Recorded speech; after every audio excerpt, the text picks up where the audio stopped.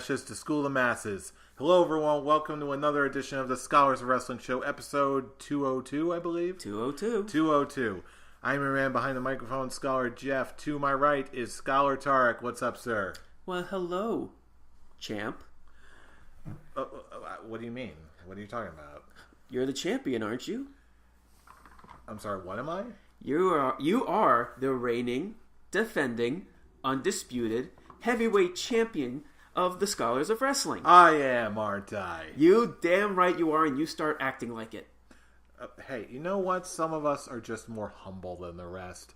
I am just a humble champion who just happened to school you and Scholar Bryan at the biggest show of the year. I mean, come on. What kind of guy do you take me for, really? A fluke champion. That's right, I said it. A fluke champion. And this prediction show confirmed it.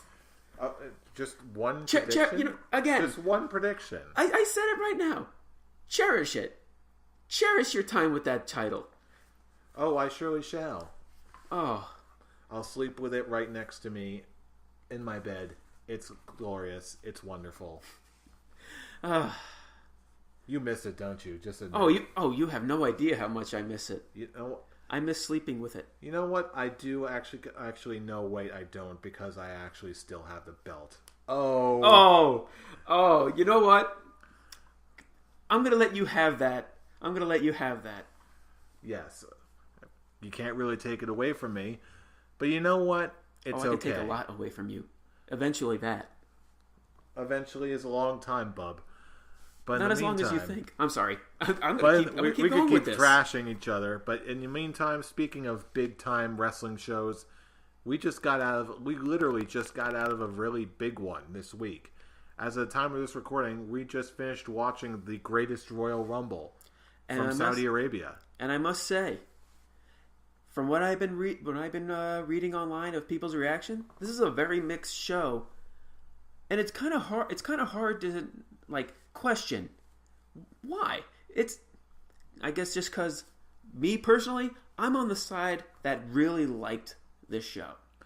Yeah, definitely, I am too. There was so much to like. This really was like one of WWE's big 2 or big 3 shows, and it really does show. So, again, why don't we just break right into it? This is a result of the Greatest Royal Rumble, live from Saudi Arabia, or at least it was at the time. Now, first match in the card, we got opening the show, John Cena defeating Triple H. This one surprised me, although I didn't expect to see it first on the card, for one. They explained why that Cena and Triple H wanted to be the starting point. Oh yeah, of the new beginning in Saudi Arabia. The logic makes sense. It's just something I didn't expect to hear. And it was a very good match, very traditional. Yeah, because they don't really need to be characters. They're John Cena and they're Triple H. Their names speak for themselves. They don't have to have any build or story to this. They just need to wrestle each other, and that's what they did. And it actually was a very good match. Yeah, it's classic American professional wrestling, which I think is really what they wanted to introduce to Saudi Arabia. At least in a big time show like this. For a lot of people who may have just in Saudi Arabia who might have been just checking out American professional wrestling for the first time. And they both had their good story going into this match. It's not just, yes, it was a random match thrown together, understandably so, but they did have story added to it. The fact that both these guys had big losses at WrestleMania, is trying to regain momentum. Mm-hmm. It's understandable. Yeah, and again, even if they had no build at all, just the fact that it's John Cena versus Triple H on a pay-per-view, that's all the draw that you really need. Mm-hmm. And there were no any real highlights. It was just them doing their normal stuff. What was it, like a good 12-minute match? Something like that, I imagine. And it definitely left a good mark. I liked it. It was a good start to get the show going. Mm-hmm. Definitely. Now we're on to the next match for the Cruiserweight Championship. We had Cedric Alexander defeat Kalisto. Is it just me, or was this match considerably better than you expected? It was better than we expected. It's actually, from what I've been hearing on them actually focusing on what makes the cruiserweight matches flourish, this match actually showed it perfectly. You have up-and-comer Cedric Alexander, who's the champion, and you have, granted, not a full-on established, but he did enough, United States champion, so on and so forth. They were established names. One up-and-coming, one established.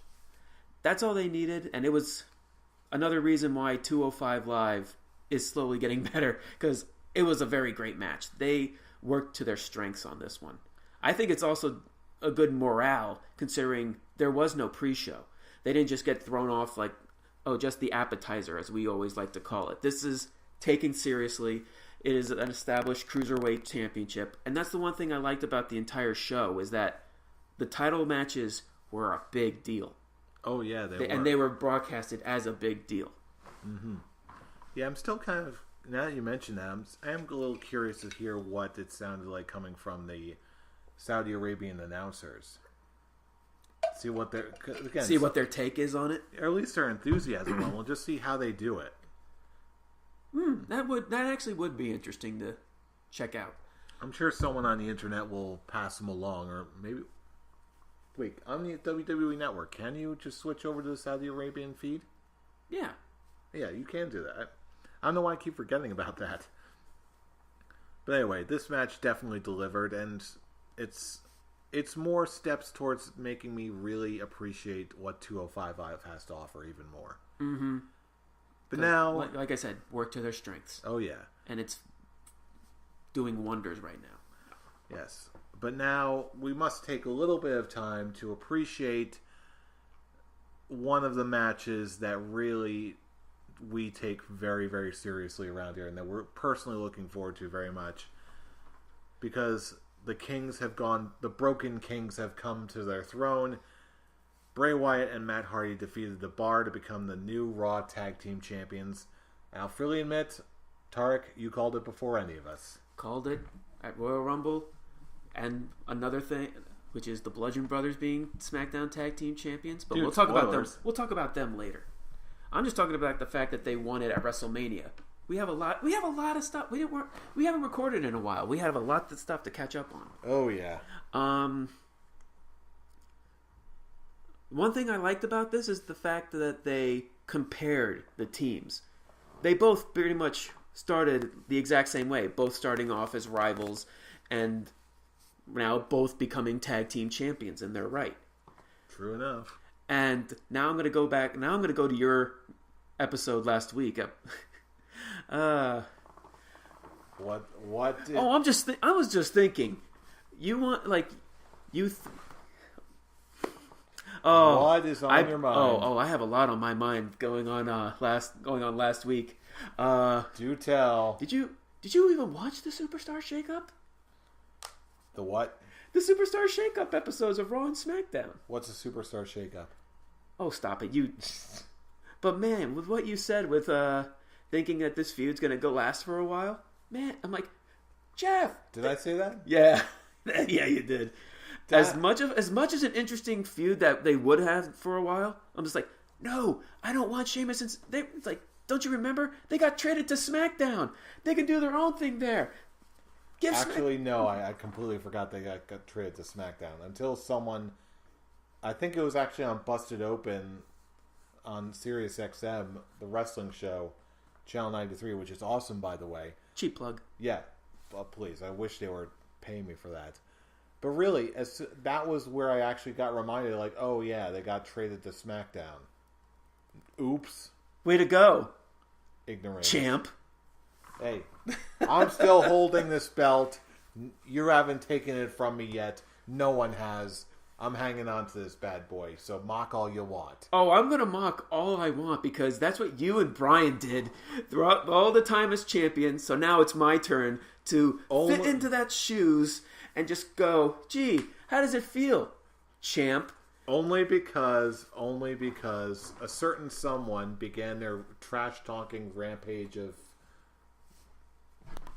championshipness. Absurd of champion. Yes, that's not even a real word, and let's just go with that.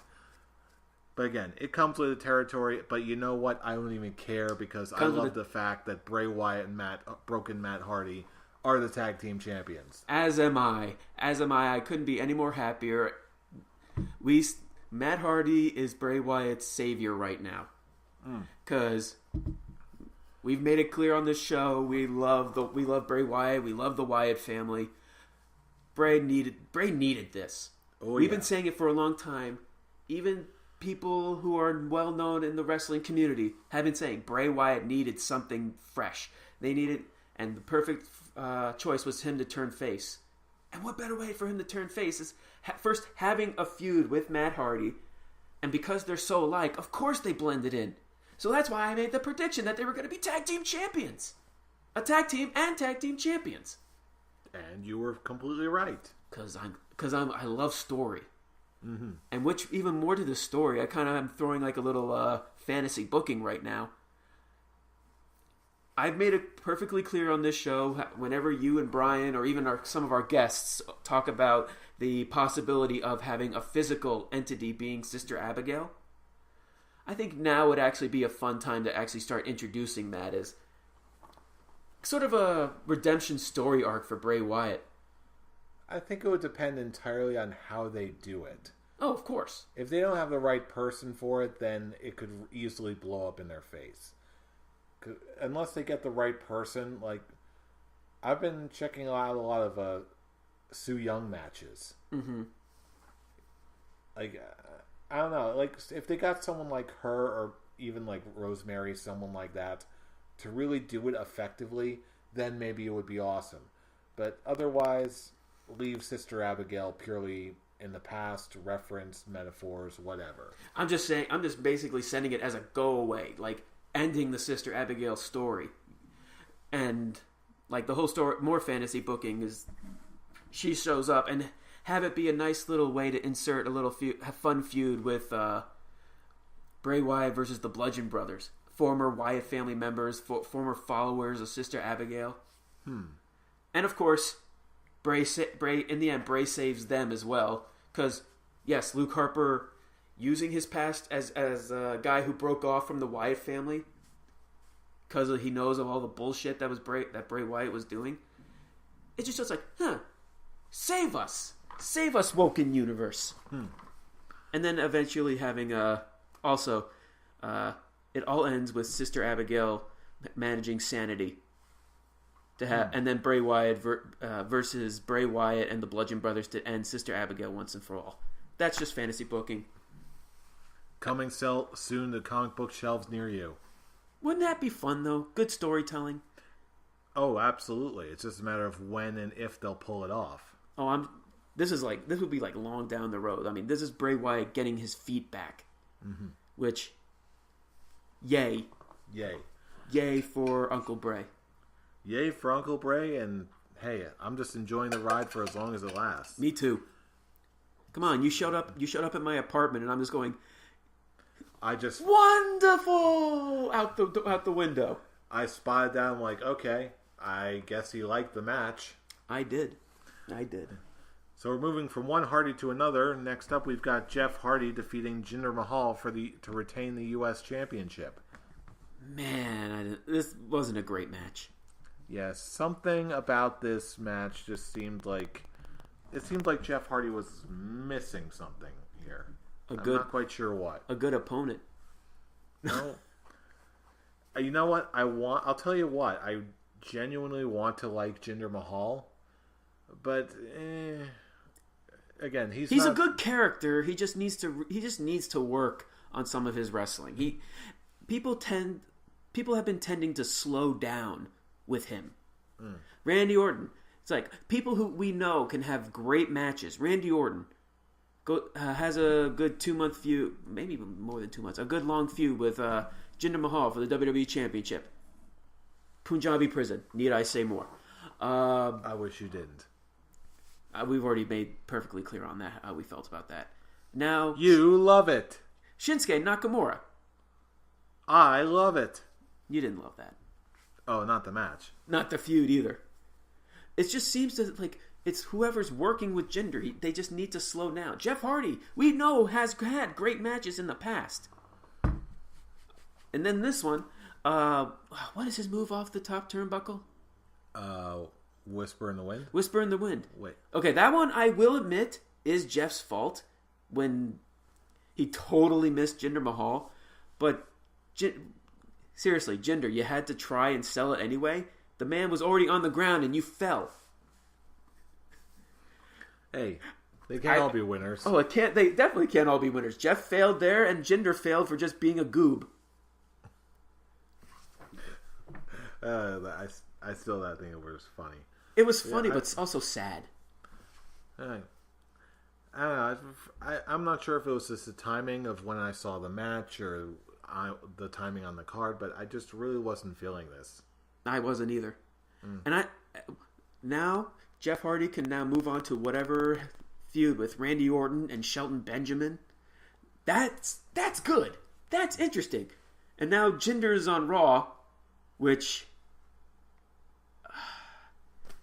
that's such a downgrade for Raw. Hey, they can always use a good villain. Which, something I've made clear in the past, Raw has no real great villains, other than Brock Lesnar. Well, now they got Jinder Mahal, so... I feel so bad for them. Hey. There's ways That's the response. I feel so bad for them. There's ways to use Jinder Mahal. I'm convinced of this. Whether or not you'll actually like him, probably never, but... There's ways to make him work. It's like what you said. I want to like him. I like the character. I'm just not fond on the wrestling skills. I feel like that he needs more. But on the other hand, I feel like that's part of what gets him heat, though. He's a very simple wrestler in terms of a moveset. So if he's going to do more moves that in a very exciting style that gets him cheers and he's trying to be a heel, why would he want to do that? He's much better when he's reacting to people. But also have good reactions in the ring as well. Mm-hmm. That's the whole point of what I'm trying to say. I know. And you're not wrong. I'm just looking for the upside, that's all. For a main event of the first half of this show, I kind of wish Matt and Bray were... the last match before the intermission. I felt that was a better main event. It probably would have been, definitely. But in the meantime, we got another tag team match. We've got... Before we move on to the matches, yes. What did you think of the Jericho Daniel Bryan backstage interviews? I'll tell you what. Because it was in the middle of the day, I just sort of kept going in and out of the house to work, to running errands and all of that. So I didn't get a chance to actually see this. Could you run it down for us? It was honestly nothing. It was nothing. It was Jericho calling the interviewer, who's named Mike, Tom. He's like, "Oh, my name's Mike. Oh, okay. You just made the list. Sound guy, you just made the list. You back there, you just made the list. The 49 superstars that I'm facing have made the list." They were simple promos, but they were good. They were good simple promos. Hey, of typical quality for the guys like that. Works for me. But anyway, as we're saying, moving on, we've got the Bludgeon Brothers defeating the Usos to retain the SmackDown Tag Team titles. More of your boys. More of my boys, and more proving my point on what I predicted around Royal Rumble. These guys were winning the tag team titles at WrestleMania, and they're going to be holding on to the tag team titles for a good while. This was I don't think this match was very long. It definitely didn't feel long. It didn't. It really didn't. But it felt short, but to the point. It wasn't your typical Bludgeon Brothers squash, which it should not have been. It was these Usos, an established tag team, versus getting their tag team title rematch, and both teams showed both their strengths, and it actually fit in their story. And as long as they keep coming out to the ring with those hammers, I like the masks as well. I like Luke Harper's mask. I like that they're actually both wearing masks now. I think it actually fits better than just having Harper maskless. I agree. What really else is to say with this match? It was exactly what it needed to be, and exactly how it was supposed to be told. There you go. With awesome Bludgeon Brothers Usos showing their strengths in the beginning, and then the Bludgeon Brothers turning on their Braun Strowman. Turning on their Braun Strowman. Their inner Braun Strowman. I love how you can say something like that and everyone gets it. Because it makes sense. It does. Next match on the card we do have for the Intercontinental title, Seth Rollins defeated Finn Balor, Samoa Joe, and The Miz in a very impressive ladder match. This was match of the night for me. Really? This really was match of the night for me. There was nothing in this match that I didn't like. I liked the video package at the beginning of the match. Talking about the Intercontinental Championship and ladder matches. And the history that ladder matches have, and the history of the Intercontinental Championship. With what Finn, Miz... AKA right up your alley. Yeah, exactly. Right up my alley. I was like, I am in love with this. This is showing the prestige of the Intercontinental Championship, as well as the prestige to the ladder match. Showing all the historical moments of every ladder match. It was, best way to put it, beautiful. I was on cloud 9 during this whole thing. Mm-hmm. And the 4 participants, nothing bad happened. Oh yeah, I thought it worked really well. Everyone was on their A game. I can say that with everyone on this show. I want to watch that match again. That's how I'm feeling about it. Yeah, I'll probably have to go back and rewatch it later. But in terms of that, I would, as far as if we're talking matches of the night, this next match is definitely mine. AJ Styles and Shinsuke Nakamura for the WWE Championship, going to a count out, but man, what a match this was. This was my pick for match of the night. This was my number 2, and it really came to, with both matches, stories. Both matches had the stories in the ring, and they both had huge turn of events of their storylines as the endings. The Intercontinental title match, Finn looked like he was about to get it, and Rollins just leapfrogged in and grabbed it right from under him. That was slick. That was so slick, and you just see the look of confusion and anger that was on Finn Balor's face. It's like, what? And now they can move that onto Raw, and that'd be the only good thing, other than Braun Strowman, that I actually will enjoy on Raw. Then again, who's counting? Oh, when it comes to the Intercontinental Championship, I'm counting. Which, when I heard your prediction on you choosing The Miz, I was like, I understand where you're coming from. I want to see Miz break the record of 9-time championship reigns too, and I want to see him break the longest reigning of combined championships. I want that too. But if he took that title to SmackDown, which I could see the positives on that one because SmackDown is awesome right now. That would have been my cloud 9. Especially with Cesaro. Future Intercontinental Champion Cesaro if it was on SmackDown. But no, I have to wait more. Ooh, excuse me. When it came to the WWE Championship, it just ends with Finn Balor and Seth Rollins be Intercontinental Championship. Let that feud bloom on Raw. Now I'm done with that. When it came to Shinsuke Nakamura and AJ Styles, this was a lot better than their WrestleMania match. Oh, yeah. This is what it should have been, but then again, I really do feel like it needed this build-up. The heel turn. And when I said that this was better than their first one, I think that was the point. I could just imagine Vince McMahon walking up to Shinsuke and AJ at WrestleMania just going, Save your best match for the greatest Royal Rumble. Just get it started here. Just do some good highlights. Don't save the big stuff for the next event. But make an impact here. I liked their WrestleMania match, but the only criticism that us and other people said it could have been better. Yeah. So when you have the greatest Royal Rumble, that's like, okay, we can. Here's us actually really getting into the groove of this. Now we actually have a good developed story. Now we have a good developed heel that we love, but we also love to hate. I love heel Shinsuke Nakamura right now. Heel Shinsuke is quite possibly the exact thing he needed to really take it up to the next level in the U.S. market. This definitely is establishing him as being one of the best things going on in WWE right now. I love heel Shinsuke. I'm so invested on where they're going with him, and that's the point. And me no speak English. Brilliant. And to his new heel song, which I told you... Which is also fantastic, by the way. Which I told you before recording, they established that he wanted to change it himself just so he can have the audience stop singing to it. I'm like, that's smug. That's smug. And that's so heel Shinsuke Nakamura. And it's what it needs to be. Heel Shinsuke Nakamura. Not just a traditional evil foreigner heel. This is the character that we've known as a bad guy. And you know what makes it even better for me? I started looking at what he does.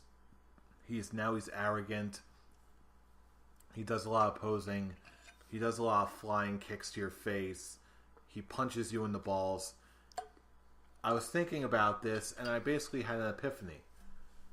Heel Shinsuke Nakamura is a Japanese Johnny Cage. Think about that.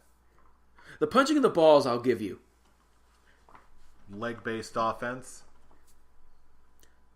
I just can't imagine him seeing AJ Styles dangling from the to the rope, possibly falling, and just him and Shinsuke just going, "This is where you fall down." I don't see that happening. Well, of course, because he doesn't speak English. He doesn't speak English. Just kidding. Shinsuke actually speaks perfect English. Just in this Shinsuke saying, "This where you fall down." I don't want to see him come out in the sunglasses. Now I'm rolling with what you're saying. I don't want to see him with glasses. Because there's only one person that wears their sunglasses at night and indoors, and that's Zack Ryder, and we don't need that. I thought you were talking about Corey Hart, but whatever. That's not who I'm talking about. References. Shit, where was I going with this? You're talking about how great Shinsuke Nakamura is. Oh, yeah, we don't need... Well, what more else can we say about that? This is definitely their better match, which I think it's programmed to be their better match. And the fact that it, like what we said about the Intercontinental ladder match, it was story that ended this match. And them having a double countout is perfect. It doesn't hurt either guy. And it just furthers the story a lot more. Even what their story pre-WrestleMania of AJ being too emotional, having his emotions getting the better of him. Mm-hmm. So it's a nice fitting story, which right now is my feud of the year. I'm already jumping down to the Scully's territory. Yeah, this is my feud of the year so far. Once I realized that it wasn't just going to be one isolated match, that we're getting an entire series out of this, I instantly became way more interested in how they were going to do it.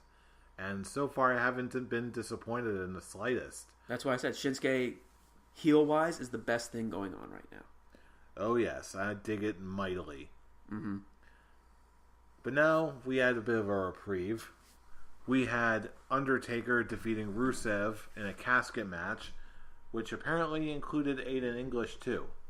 This was a fine match. I'm gonna pull back your episode last week in a positive way. Congratulations, champ. Thank you. I really appreciate that. It's the former champ. This is the episode of Champions. That's why Bryan's not here. Oh, that's right, Bryan. I went there. Hot take. I can't wait for your response to that next episode. Whenever you're here. Anyway, Undertaker Rusev. I can't wait to hear. I can't wait just to hear his text after here. They're like, "You son of a bitch." Undertaker Rusev. It was very good. You were right on point. Where at this point, Rusev didn't need to win. He was in a high I'm trying to think of the right word. High profile. A high profile. Thank you. A high profile match with the Undertaker, And it wasn't a squash. It actually went a good long while. Rusev did his best to get his own offense in. This wasn't a complete quote quote burial. It's only burial for the sake of storyline purposes. It's not going to hurt Rusev. If anything, I can actually see this start pushing Rusev in the right direction. Yes, he's the tool right now of the main event picture, but at least he's part of the main event. Yes. And maybe this, as soon as AJ and Shinsuke move along with their feud moving on, hopefully we could finally get a nice face turn for Rusev. And I don't know, have him face Baron Corbin. Oh, Baron Corbin's on Raw. Damn! Weren't you watching the Superstar Shake-Up? Shut up! Shut up, champ. That was your champion moment. Right. That was your champion moment. I applaud you. No, you're not. Applaud me, damn it. There. That's all the applause you're going to get. Thank you. Because remember, I'm still going for that belt. You and the whole damn world. It will be mine again. Oh yes. It will be mine again. The only reason I let you get away with that one was because we were quoting Wayne's World. Anyway, we were quoting Wayne's World long before we started recording. And we were quoting Wayne's World long before Scholars of Wrestling was even a thing. What's your point? True. Anyway. Where are we? We were talking about... Allow me, a true scholar of wrestling and a true champion, to re-enlighten you. We were discussing Undertaker and Rusev. We were talking about the position of Rusev in terms of where he is on the card. And hopefully this will lead to a face turn. There.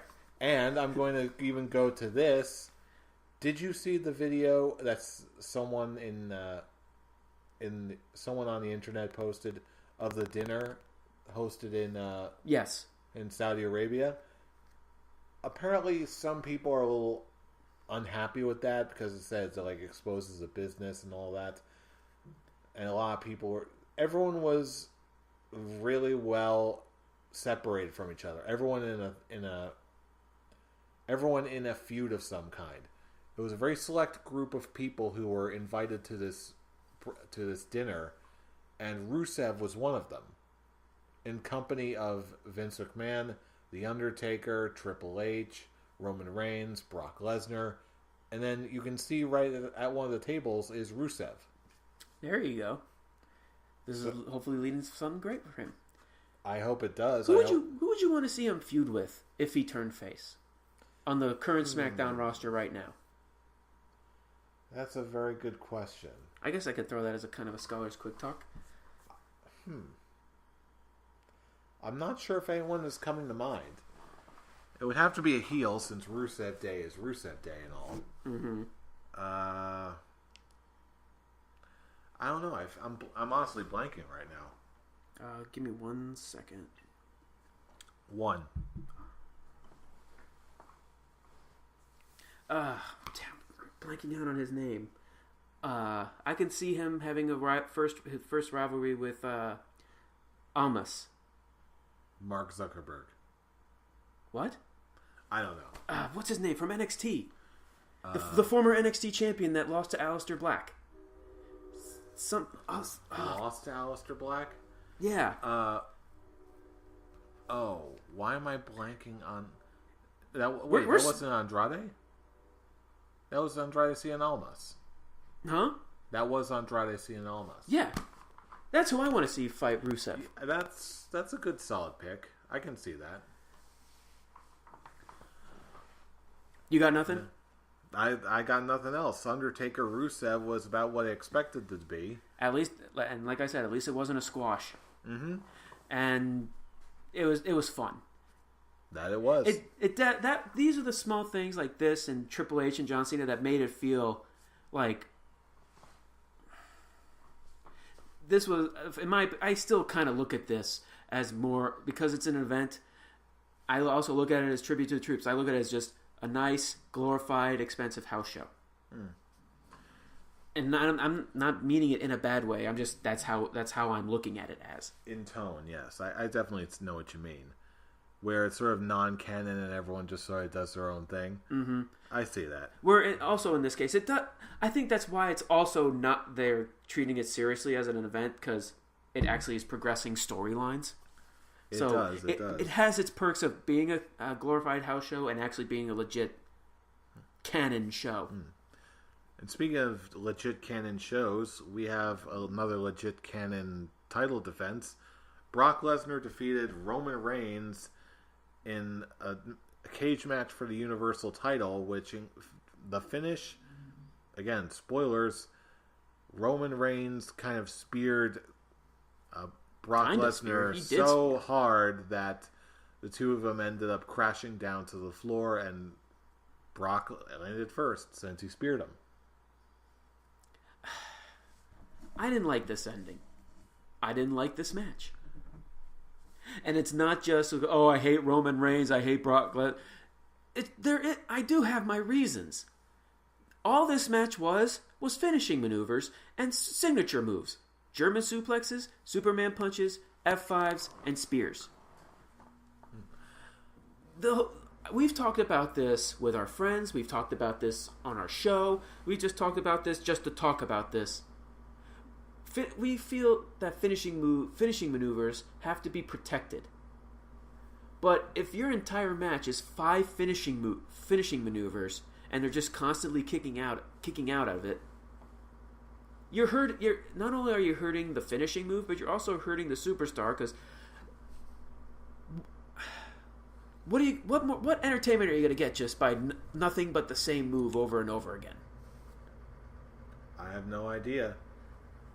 I know what they're going for with a match like this, where sometimes repeated kick out after finisher, kick out after finisher, after kick out after finisher. That can be good on major matches where you don't see it done very often. With something like this, it's just sort of, I still have this vibe of, okay, we've seen that, been there, done that. It's just the fact, yes, we could have multiple finishing maneuvers in one match to use it to develop the story. But when the entire match is finishing maneuvers, and then they're just like, oh, finishing maneuver. Well, also, it's the whole durability thing of, you hit a finishing maneuver. Oh, they still have plenty of juice left in them. Of course they're going to kick out. They still have a couple more supers saved up. Exactly. It's like when you're on SmackDown, Know Your Role. You just fill your finishing bar with S's. That's right. I'm going classic WWE SmackDown PlayStation gaming. This one, like the Shinsuke AJ Styles match, it was better than their WrestleMania match. Mm. This one, they actually focused more on story other than just big moves, which they had plenty of, what I hated. It just makes me not... I am so sick and tired of Brock Lesnar as Universal Champion. Because when you think about Universal Championship matches, you just think of, oh, they're just 5 to 10 minutes long of them just doing big moves. There's no real story to it. It's just beat up, go home. I miss the times. That is the exact text of Brock Lesnar's talent contract, I'll have you know.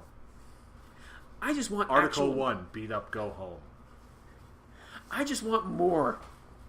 When the Universal title right now is my least favorite title. Because once Kevin Owens lost it, it's been nothing but big man it's like part-timer or Roman Reigns finishing maneuver. The Universal title matches are just the least entertaining things on these cards. I'll tell you past year. I'll tell you what. I am very much looking forward to the day when Brock loses the Universal title, and then everyone can do something else. And actually have legit matches for the Universal title, not just Bork laser matches. Bork beat up and go home. Bork beat up, go home. This was my least favorite match on the card.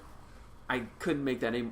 It's the same shit over again. Brock Lesnar beat up, pin. It's just with Brock Roman beat up. It's just the whole thing. Like I said on the WrestleMania review show with Bryan. Brock beat up. Brock go home. Brock eats sandwich. It's like what I said with Bryan on the WrestleMania review. Brock Lesnar matches are just it's the same matches so many times, you get sick of it. And a lot of people are. Dave's sick of it, and he's a big Brock Lesnar fan. Even he's saying, "Oh, I just wanted him to lose the damn thing. Mm-hmm. Move on with your life." I'm right there with him. It's so funny when I look at the Universal title picture of Raw in general. The only people that I could actually see going for the Universal title is Brock Lesnar, Roman Reigns, Braun Strowman, and Bobby Lashley. And Bork Laser. But yeah, that's it. You mean you have like someone like Seth Rollins, Finn Balor, whoever else is on Raw right now? Because really, I need the superstars. They got a lot of lower card guys. I'm trying to think who's in the point of Intercontinental title picture. Baron Corbin. I'm not going to say Jinder Mahal because I want Jinder Mahal away from my Intercontinental Championship. No, get it away. Oh, I hope he wins the Intercontinental Championship now. Shut up, Jeff. Now I'm going to just rub it even more when I take that belt off you. That I do not believe is physically possible. Oh, I'm just going to rub You went hard right out of the gate. I don't think you can top yourself. I can try. You underestimate me, good sir. Bork Laser beat up. Bork Laser go home. But anyway, I'll be honest with you. While I was watching this match, the first thing is I just can't wait for this match to be over so I can start watching the Greatest Royal Rumble. I hate the end. It's just that ending. They're even saying it was a botched ending because Roman rolled off, and the rules are both feet have to touch the ground, and both Roman's feet touched the ground before Brock Lesnar got his feet off the cage.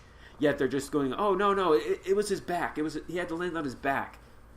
I can see them using it as a storyline purpose to keep this feud going, but my God, there is nobody who wants to see this other than Vince McMahon, and that's a problem.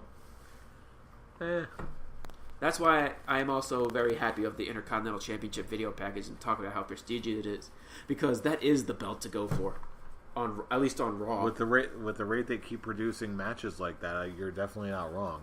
That's definitely what the Intercontinental Championship should be, because that's how it was a long time ago. And now, speaking of nice new belts, we're talking about the Greatest Royal Rumble.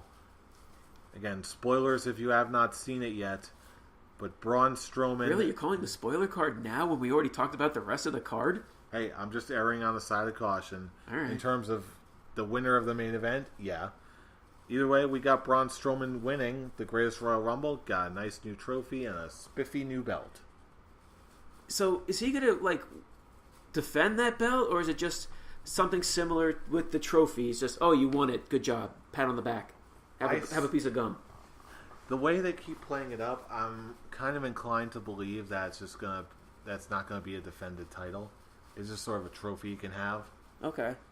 Plus, because the actual trophy is going to be at WWE headquarters.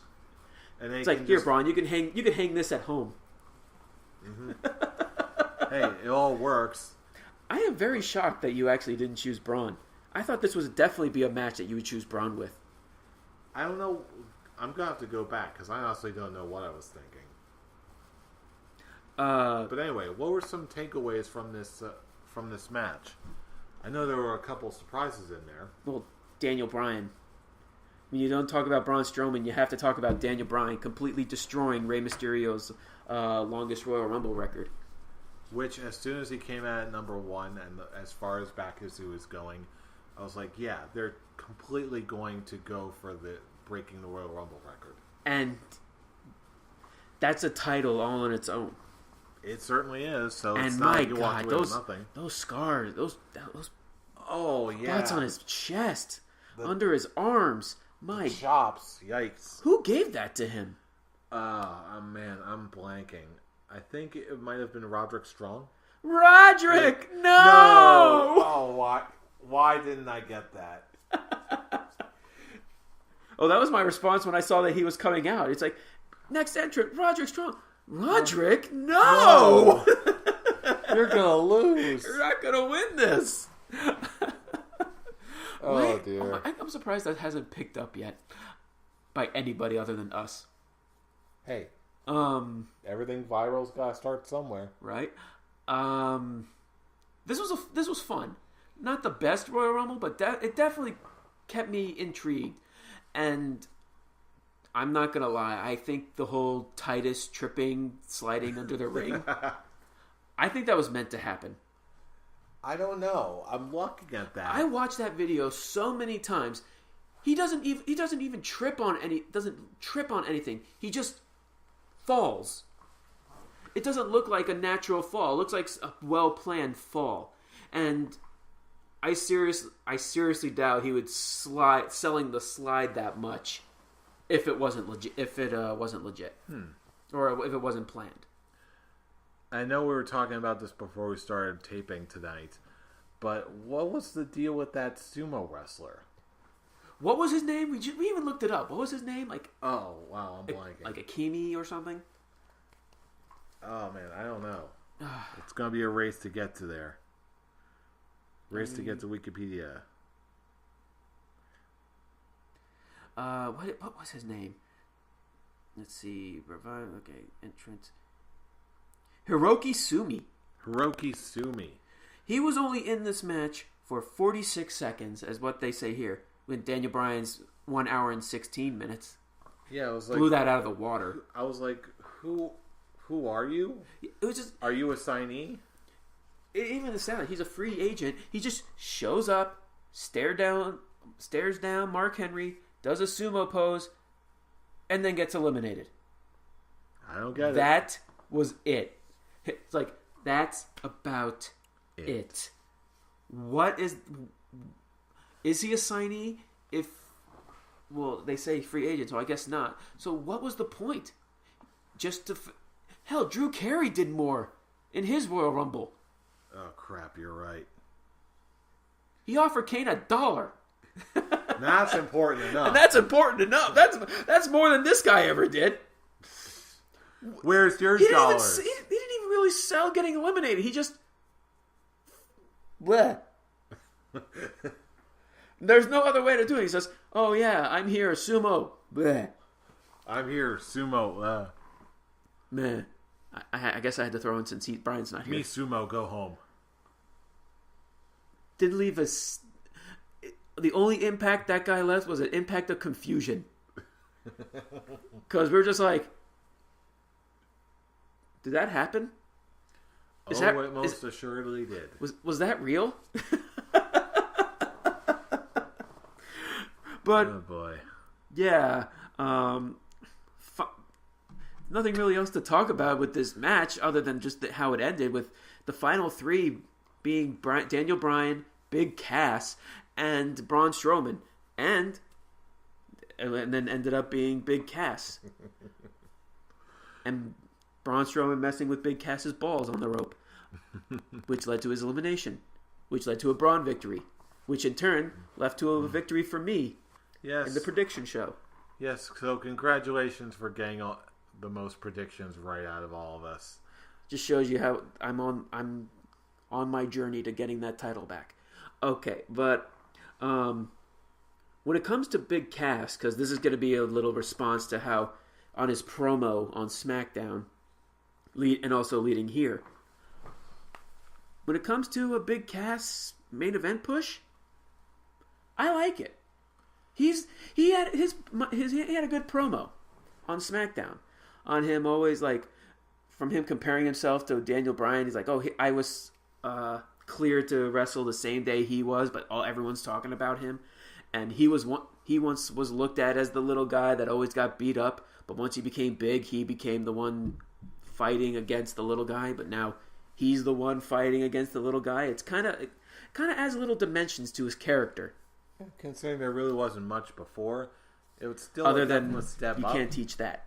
Yeah, being 7 foot tall and you can't teach that. I even love that the fans did that. It's like I grew 7 foot tall, and you just hear the crowd. Can't teach that. Poor Enzo. Yeah, right.